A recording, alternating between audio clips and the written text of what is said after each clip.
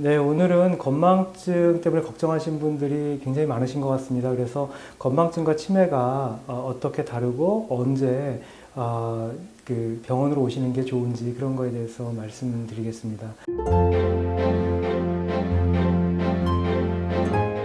깜빡깜빡한다, 또 전기불을 안 껐다, 가스불을 끄지 않고 음식을 태울 뻔했다, 이렇게 걱정을 하시는 분들이 많습니다. 그래서 내가 혹시 치매가 걸리는 것이 아닌가 이렇게 걱정하시는 분들이 많습니다. 그런데 기본적으로 건망증은 치매와는 조금 다른 그 정상적인 노화의 상태입니다. 그렇기 때문에 건망증은 우리가 치매와 구별이 되고 일반적인 건망증은 치매로 진행하지 않는 경우가 대부분이기 때문에 걱정하지 않으셔도 되겠습니다. 그러면 우리가 이런 건망증을 치매의 그 초기 단계하고 어떻게 구별을 하느냐, 이게 상당히 궁금해 하시는 분들이 많을 것 같습니다.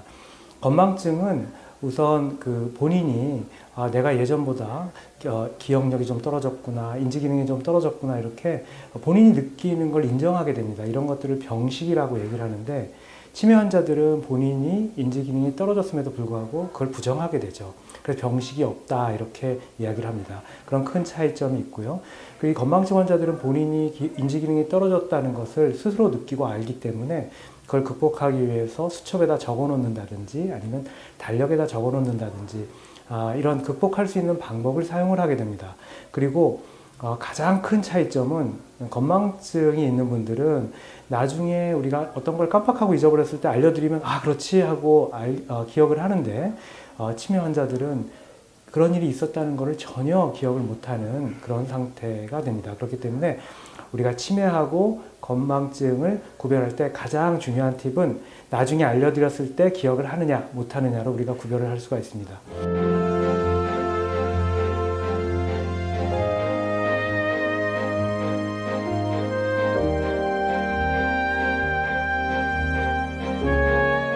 그렇지만 모든 중병들이 다 초기에는 감기 증상과 비슷하게 시작을 하는 걸 우리가 생각을 해보면, 치매 증상도 아주 초기에는 감기와 마찬가지로 우리가 그 건망증과 구별하기 힘든 그런 상태의 그 기간이 있습니다. 그런 기간을 우리가 경도인지장애 이렇게 얘기를 합니다. 이런 경도인지장애가 중요한 것은 우리가 치매로 진행할 가능성이 정상인들에 비해서 10배에서 15배 정도 높기 때문입니다.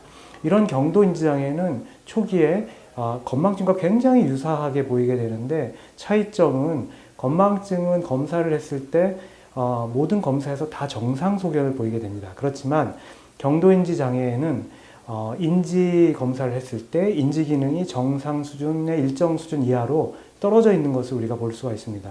그래서 이런 경도인지 장애가 있으면 우리가 치매로 진행할 가능성이 매우 높아지기 때문에 우리가 관리를 잘 해야 되는 그런 시기가 되겠죠. 특히 이제 알츠하이머병 치매, 우리가 가장 잘 알고 있는, 그리고 퇴행성 치매 중에 가장 많다고 하는 알츠하이머병 치매 같은 경우에는 치매 증상이 나타나기 벌써 15년에서 20년 전에 뇌에는 병적인 상태가 진행을 하게 됩니다. 그래서 가장 대표적인 것이 아밀로이드라는 것인데, 이런 이상 아밀로이드 단백이 뇌에 쌓이면서 뇌세포들을 죽이면서 서서히 알츠하이머병 치매 증상을 나타나게 만듭니다.